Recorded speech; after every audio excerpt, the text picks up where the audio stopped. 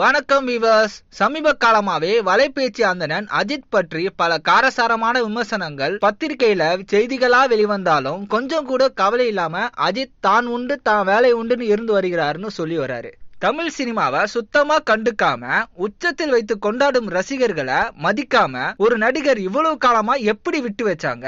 அவர் ரசிகர்கள் திருந்துவதே என் முதல் கடமை என அந்தணன் சொல்லியிருக்காரு. அது மட்டும் இல்லாம சக நடிகர் இறப்பு கூட வராம இருக்கிறதும், ரஜினி கமல் மூத்த நடிகர்கள் கூட தன்னோட திரை வாழ்க்கைக்கு திருப்பு முனை கொடுத்த இயக்குனர் பாலச்சந்திர பற்றி ஒவ்வொரு மேடையிலும் பேசி வர்றாங்க. ஆனா ஒரு படத்தோட ப்ரமோஷன் கூட வராம இருக்கிறதே கொள்கையா வச்சு செயல்படுற தல அஜித்தை தமிழ் சினிமா முற்றிலுமா புறக்கணிக்கணும்னு ஒரு இன்டர்வியூல வலைபேச்சு அந்தணன் தொடர்ந்து சொல்லிட்டு இருந்தாரு. இதை பார்த்த தல ரசிகர் ஒருத்தர் அவர் வெறுப்ப காட்டுற விதமா வலைபேச்சு அந்தணன் லாரி மோதி இறந்ததாகவும் அவரை மன்னிப்போம் மறப்போம் என RIP போஸ்ட் போட்டு இருக்காங்க. இந்த போஸ்ட் எக்ஸ் வலைதளத்துல பயங்கர வைரலா போயிட்டு இருக்கு.